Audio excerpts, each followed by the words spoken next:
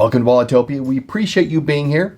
Please go to walletopia.info to register. Now, welcome to another Q&A. Despite the many means, I don't know if it's many, anyway, that YouTube provides us to communicate with each other, it's still pretty limiting, especially when I need to clarify things or you have pressing questions. So these Q&As allow us to connect a bit and for you to understand my madness at times or my misunderstanding.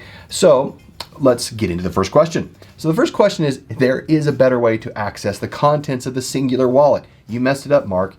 Yeah, I kind of did. There is a better way. Let me show you.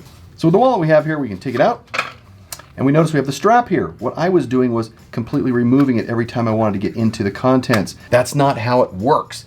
And I actually had a great conversation with the owner, Jorge Fiera. He sent me an email. We talked about this.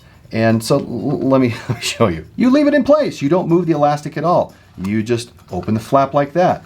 So if we put some contents in here, have some cards, we'll put those right here in the front. We have some cash, put that in the back here. You can fold this once or twice, it's your preference. I like to keep my cash folded once. You can put coins in here, I've just got one we'll throw in there. And the idea then is that you just put the flap underneath the elastic like that. That's all you need to do. And then when you want to gain access to a card, you open the flap, leave the elastic in place. You can find the card you want, pull it out, use it.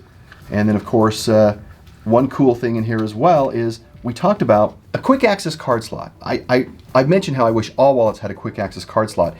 And Jorge explained to me how there's kind of an easy way to do that. So with this, if you want to have a quick card that you always have access to, you just slip it right here underneath the flap and the elastic. Since this doesn't have any RFID in it inherently into the leather, which is a great thing, and if you recall, he also shipped a RFID card with it, it's fantastic. So you're able to just use this as a tap pay like that with a card if you want to get access to anything else. Look, ooh, the card stays there because that's what the elastic does. So you can have access to other things, and again, just put your flap back into place. Elastic works like it should. Much better usability than I originally thought, and I appreciate everyone's comments on this. It really helped us figure out the exact way to do this, and again, my lack of understanding. Now into question number 2. Now when comparing wallets, I try to get ones that are close, fairly close, footprint, features, those kinds of things, because some of the requests I see are so different that it's like showing one completely different from another that have no relationship by way of, I don't know, features, those kinds of things. So I'm always up for great comparison recommendations, but if the comparison isn't obvious, you'll need to explain it to me, and that's fine. Now question number 3. After further investigation and information from the community, the NOMAD wallets, like what we have here, we've done a couple reviews, actually 3 reviews also on their phone case, and these wallets are really quite nice.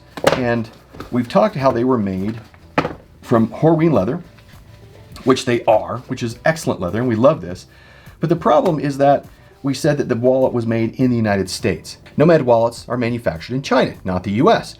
Well, nothing could be found about the country of manufacture on their website.